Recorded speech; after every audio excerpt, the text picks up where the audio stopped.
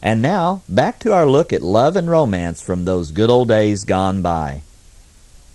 When Martha Bowman and her husband were married, they were determined not to fall victim to one marriage custom. Join Martha and Bill as they make the great honeymoon escape. I wonder where it began, the tradition of chasing a bride and groom after the ceremony.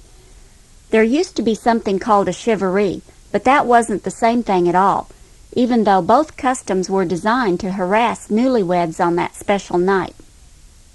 Nowadays, friendly pranksters seem content to decorate the groom's car and possibly to fill his suitcase with rice and birdseed. But back in 1949, when Bill and I got married, it was customary not only to tie cans and old shoes to the bumper, but to pursue the bridal couple as they left on their honeymoon. Wedding guests would give chase in a string of cars. If they kept up, the pursuit ended in an all-night party in the hotel room. Getting away scot-free was a real test of one's ingenuity. When we got married, we gave more thought to the escape plan than we did to the wedding. The plot required the help of a few Confederates who could be trusted not to betray us. After careful screening, we chose best man Jim and his wife Narelle and Roy and May, owners of a local chicken hatchery. Jim and Narelle had eloped a year earlier and had no reason to seek revenge. Besides, Narelle was pregnant and probably not up to all-night partying anyway.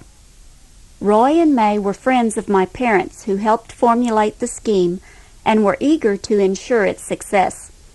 The first step was to divide and confuse would-be followers by having not one but 2 cars ready for the getaway. They were parked side by side in the street in front of my house, one headed north, the other south. Harry and Dolores, a last-minute addition to the cast, were in the car closest to the house and would serve as a decoy. As we dashed out under a storm of rice, Harry's car door opened right on cue, and we dove straight through the back seat into the open door of Jim's car. No sooner had it slammed behind us than Jim roared off. Half the followers, who had chosen correctly to line up behind Jim's car, had a decided advantage over those trapped in line behind Harry, but we lost half our pursuers from the start. Now for step 2.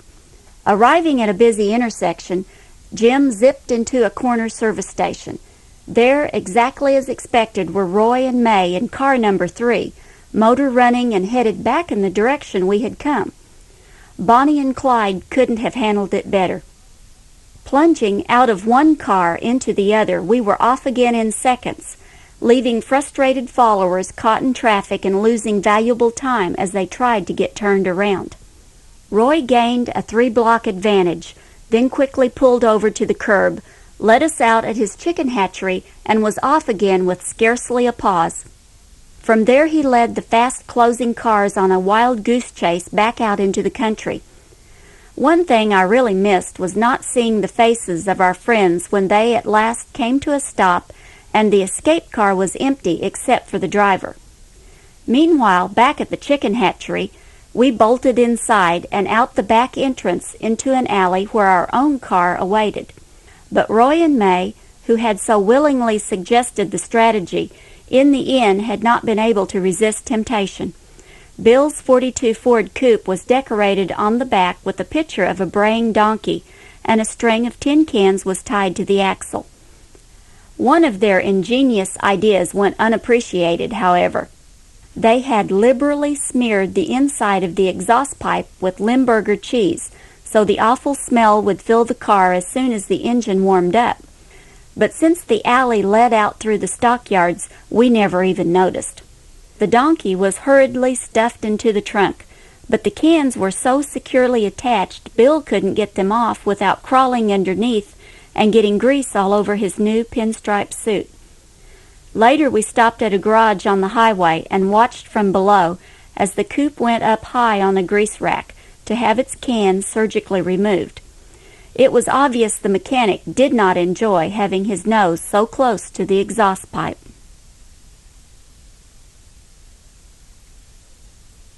Jim Tuttle and his new bride didn't escape the honeymoon pranks of friends and family. Jim remembers, maybe not so fondly, our Shivaree. My wife, Livsey, and I were newlyweds in 1948. One Saturday evening we were sitting around listening to the radio when all at once we heard a horrible banging and clattering out in front of our house. I didn't know about Shivarees and went to the door to see what all the commotion was about. Here stood my parents, grandparents, and some of my aunts and uncles, all obviously having a great time. They were banging on pots and pans with such a noise that the neighbors were coming out to see what the matter was. We invited the group in, and fortunately for us, since our cupboards were nearly bare, they had brought their own refreshments. We sat around and they all laughed at the expression on my face as I opened the door. They also combined this Shivaree with what was called a pounding. For a pounding, family and friends bring the basic food staples to a newlywed couple to fill their cupboards. Naturally, that was a welcome gift. We had a great evening, and then everyone bid us a fond adieu. The next morning, my wife and I were sitting at the dinette eating breakfast. The dinette faced the street, and we began to be puzzled by the action of pedestrians and passing cars. They would point toward our house, chuckle, and then move on along. After this went on for a while, I got curious about what they were pointing at and why they were laughing. I went out front. It then became clear that a joke had been played on us. In the flower bed across the front of the house was a series of large handmade signs, obviously placed there the night before. They read, "Roped and tied," "Do not disturb," "Quiet please, newlyweds," and "Man at work." Not wanting to forget the event, we took some pictures and then put the signs away. What love is more perfect than that of a grandparent? James Nelson can't think of any warmer memory than that of his grandmother and her home. Come down the road and up the steps with James as he visits Grandma's house. It was old, yet new, Spartan, yet grand. It looked stark and cold to many, but in my mind's eye it generated warmth and love. It was Grandma's house, and at that time in my young life I was sure no finer house existed anywhere in the world.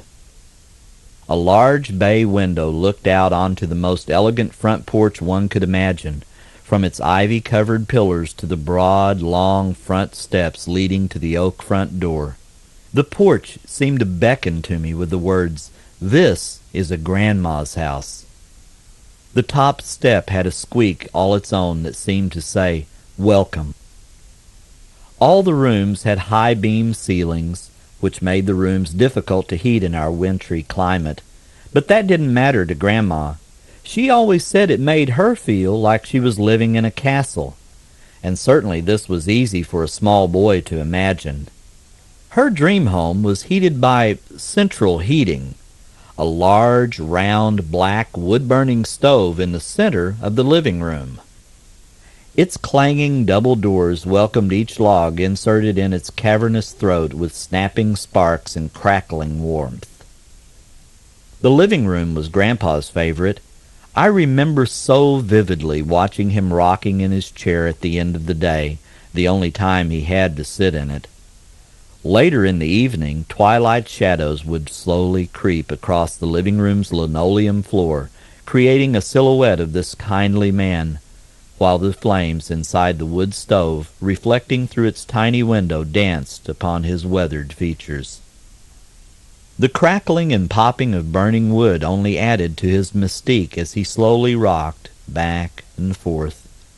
I always waited with anticipation for the slight squeak from the rocker's wired joint as he completed his backward motion. In my mind it added character to his melodic rocking. Whump, whump, squeak. Whump, whump, squeak. He never sat for long before Susie, his German short-haired pointer, who never pointed at anything except her dish, would be at his side. She knew it would only be a matter of time before his hand found her with his soft touch. This dog that he often called that old pot hound always looked up at him with adoration and a wagging tail. She knew full well that she would be sleeping by his bed that night. The only time his chair moved was on Saturday night. Then he took it to the front room and set it next to a small table radio and a beautiful maple cabinet.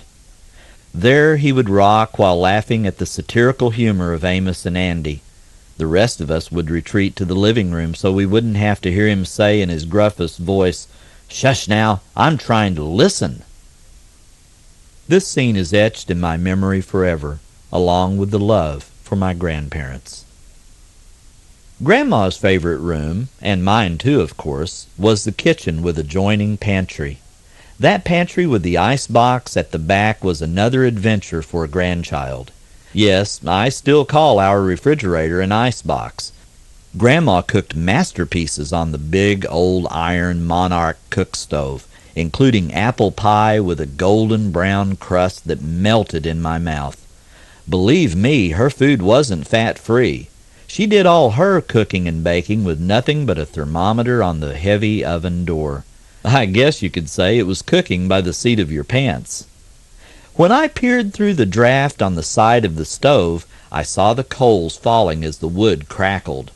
That tickled me, because it was my job to split the kindling and set the fire the night before. It was a chore I loved. I couldn't do it at home because Mom had an electric stove. She couldn't cook as well as Grandma either. The Monarch stove was stoked up for double duty on baking day, when it not only cooked Grandma's goodies, but heated water for the weekly wash as well.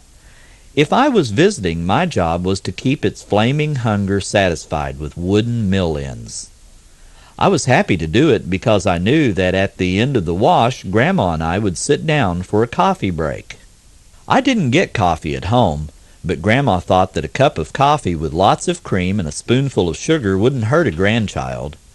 I was told not to volunteer any information to Mom about our coffee clatches, but, if asked, not to lie about it. A large plate of sugar cookies was always on the table at the same time, and this grandson was in seventh heaven. The fire in the stove meant warmth in more ways than one. I remember standing in front of the stove in my flannel pajamas and looking up at this large, kindly woman absorbing the warmth generated by her and the stove. My bare feet were cold on the linoleum floor, but who cared?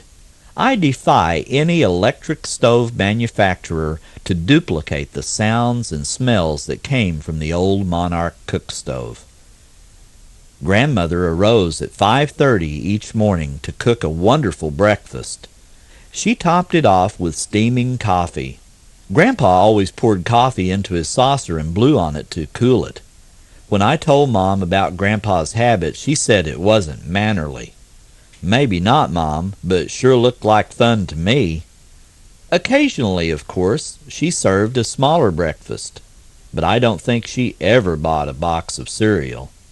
She didn't turn a dial to high, medium, or low on her stove either. She only had to ask, "Jimmy, please get me some more wood."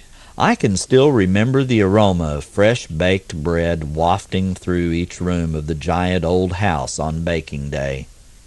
It always meant that a week's supply of sugar cookies would be in the cookie jar for visiting grandchildren. Occasionally, the sharp tang of Sloane's liniment mingled with the other more pleasant odors that filled her kitchen. I knew then that Grandma was treating an ache or pain. She called it horse liniment, and that always made me laugh. Besides her cooking, I'll never forget the evenings at Grandma and Grandpa's house. Just before bedtime, I'd snuggle into her large lap. While I was enveloped in her massive arms, she would open a book. More often than not, it was the Bible, which she seemed to know by heart. She was a largely self-taught reader, as she only went to the 3rd grade in school. But as I listened intently, I knew that what she read was true. After all, if your grandma said it was true, it must be so. The old house had an upstairs that was even more difficult to heat, but no one seemed to care. All of its large bedrooms had huge walk-in closets, and each had a long dangling cord with a switch on the end hanging from the light fixture. It wasn't hard to find the switch in the dark closet, as it always hit me square in the eye when I walked in. Wham! What better place for a grandchild to spend a rainy afternoon pretending he was all grown up in his very own make-believe house? Yes, this old home would have many drawbacks in today's fast-moving world, but in my eyes it was pure elegance, and it was occupied by the two people I loved most dearly, Grandma and Grandpa. Their fine, old, massive structure, still standing today, will always simply be Grandma's house. Not everything is as it seems in every perfect marriage. Charlene Livsey remembers just such a circumstance in Con Artists of the Upper Crust. Alex and Francine Bennett were in their 80s when my husband and I met them shortly after World War II ended. They had advertised a small piece of property we wanted to buy for a weekend place. We looked at it, liked it, and the modest price was within our budget. According to the ad, the Bennetts wanted to interview all prospective buyers. When I phoned to set up an appointment, Francine's soft, finishing school voice made me anxious to meet her. It was agreed we would arrive at their house at 8 that night. Francine added, "I made some lovely homemade bread today from an old family recipe. If you have an odd bit of wine and cheese laying about, bring it along so we can have a treat as we talk." Now, we were the beer and pretzels generation. Wine was exotic and too thin for our taste, and yellow cheese was just for sandwiches when the budget was low. Nevertheless, I raced out to get the best odd bit of wine and cheese I could find. When Bill came home from work, he looked at the foreign wine label and whistled. "Wow, we're really stepping up in the world." "We have to be at the Bennetts at 8 tonight," I told him. "We're furnishing the wine and cheese to go with her homemade bread." "Poor old things," he said, "having to make their own bread. They must have gotten wiped out in the Depression like most of the old folks we know. That's probably why they're selling off their property." When we arrived that night, we found their neighborhood to be dilapidated houses crammed on narrow lots, which seemed to be holding each other up only because there wasn't room enough to fall down. Francine answered the doorbell and ushered us into a narrow entryway lit by a naked bulb hanging from a ceiling wire. The hall tree was overburdened with old sweaters and a surprisingly handsome fur coat of Hudson seal. She was a tiny person, coming just to my shoulder with eager brown eyes and gray-brown hair that curled in thin wisps around her face. Her black and white patterned dress was old-fashioned, but the material was real silk, topped off with an Irish linen collar. She breathed quickly, holding a bony hand over her heart as though to contain it in its cage. When the introductions were over, she said all in one breath, "Come into the living room and meet Alex. Did you bring the wine and cheese?" Bill handed the paper bag to her, and she held it closely as she motioned for us to follow. The living room was dark, with furniture that was too big for the small amount of space. The skimpy fireplace was filled with fine ash, as though only newspaper log substitutes were burned there. Alex rose from his easy chair. He was a stout, red-faced man with a full head of gray hair.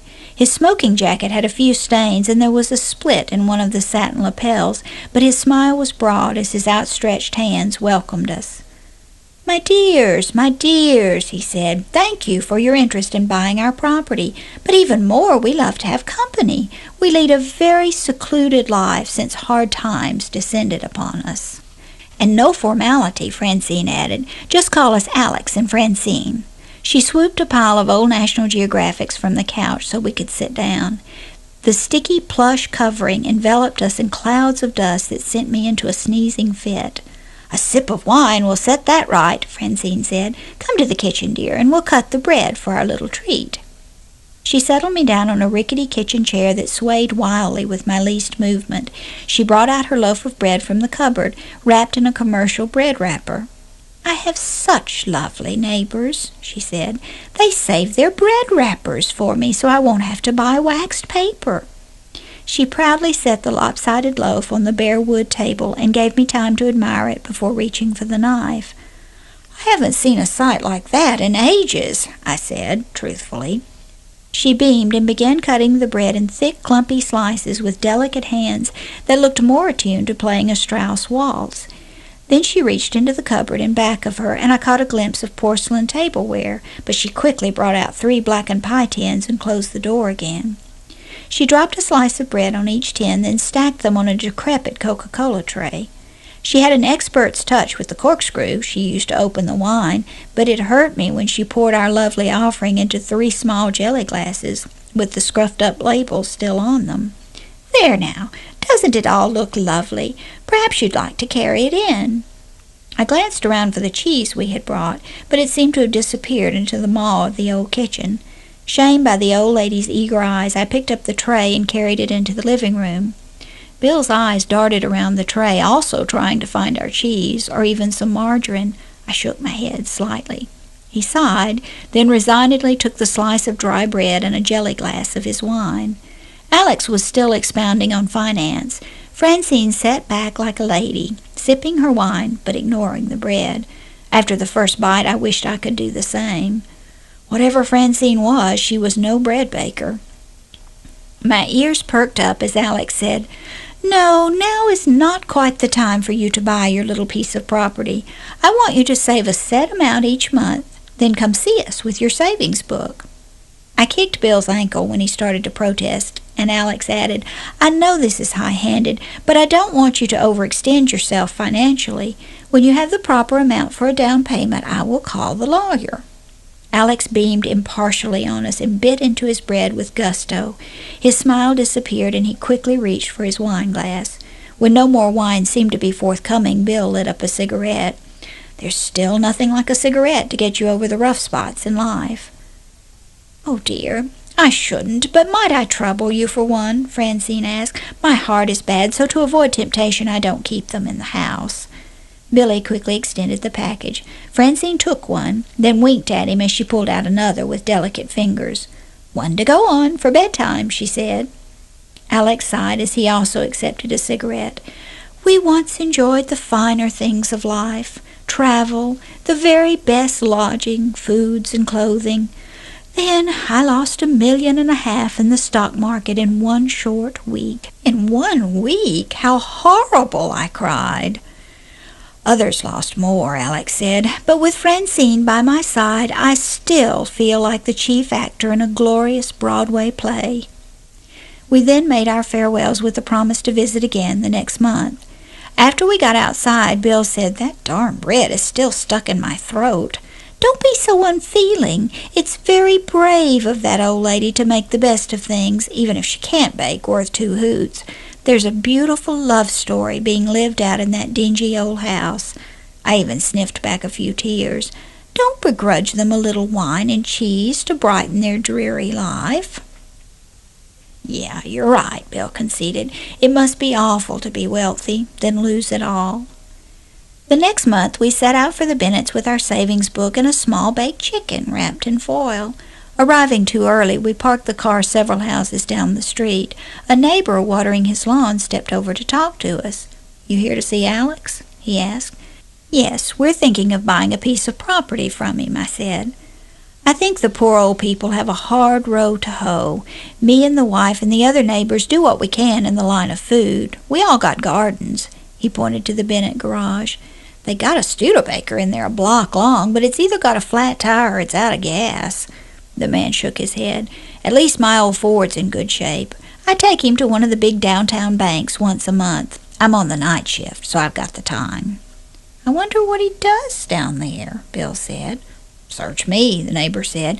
"Maybe he's trying to raise money on this house to clear the title on the one he's trying to sell you. He offers me gas money, but I never take it." The man went back to his watering. I glanced back at the Bennett house where a young couple was walking down the steps. The woman was carrying an empty casserole dish. "I think the Bennetts have more than one fish on the hook," Bill said. Francine graciously accepted our chicken and put it in the ancient refrigerator. We ate homemade bread again. Francine said she was sure I preferred it, since I had admitted I never made bread. Bill muttered to me under his breath, "Thank God for small favors." After several more months of visits and food offerings and Francine palming more cigarettes each time, Bill laid down the law. "There's going to be a showdown tonight. I want the place as bad as you do, but I want it fair and square and over with." "I guess it's time," I agreed reluctantly. I would miss the tall tales about high society and how they carried on. I was sure Alex and Francine had vivid imaginations, but no real knowledge of how the wealthy behaved. That final night, Bill wouldn't sit down. He walked straight over to Alex and said, "I'm tired of pussyfooting around. Do we get to buy the place or not? We have a very healthy down payment built up." Alex sighed heavily. "It's time. The house is yours. I'll call the lawyer right now. He has the papers all ready for you to sign." We were surprised the lawyer came so quickly. Furthermore, he bowed and scraped like the old couple were royalty. Francine poured some of our bourbon offering into the old jelly glasses and passed them around. She even added a second small dollop when the papers were all signed. The leave-taking was surprisingly painful. Francine's tears were genuine when Bill pressed the whole cigarette pack into her hands. Alex's handshake was strong and painful. On the way home I cried a little, my head on Bill's shoulder. A few months later we read Francine's obituary in the newspaper. Her family background was laid out in detail, rich and impeccable. Alex was her sole survivor, and in the next year Alex was dead too. Bill shouted out the news to me as I prepared dinner. He left $1.5 million to a distant cousin. I read the 2-column article over Bill's shoulder. Alex had come from a long line of distinguished civil servants and wealthy forebears. He had served on a number of boards, including that of the downtown bank. Why did they lie to us? We asked ourselves these questions over and over, and they were finally answered when the inheriting distant cousin brought us papers relevant to the house we had bought from the Bennetts. The young woman was an amiable sort, so I asked her, "Why did Alex lie to us? He said he lost $1.5 million in the stock market crash." "But that was true," she said. "He just omitted telling you that he still had another $1.5 million left." "But why did they live so poorly? We were taking them food and liquor with each visit." The young woman smiled. So were 5 other couples they were stringing along with that little house Alex won in a crap game. "But why?" Bill asked. They were terribly bored with being rich, tired of high living. So they had a $25,000 bet going between them that they could survive as con artists in a genteel sort of way for 6 months. I had to smile. Like Marie Antoinette playing milkmaid at Versailles? Exactly. And from what you say, they were pretty darn good at it. "I guess I'll never understand the rich," I said. The young woman was smiling now. "Remember what Fitzgerald said, the rich are different." She started for the door. "Don't take any more wooden nickels, you hear?" Then she was gone, and for the first time I felt myself laughing about the small fleecing Alex and Francine had given us 2 little lambs.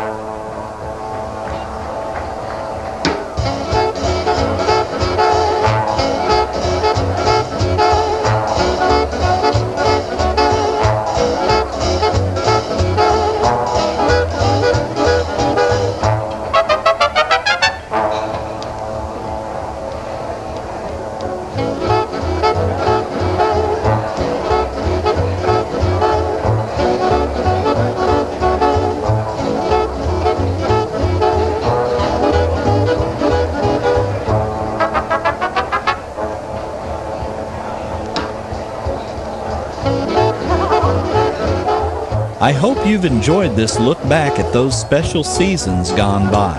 Till next time, this is Ken Tate, reminding you to always remember the best, and God bless.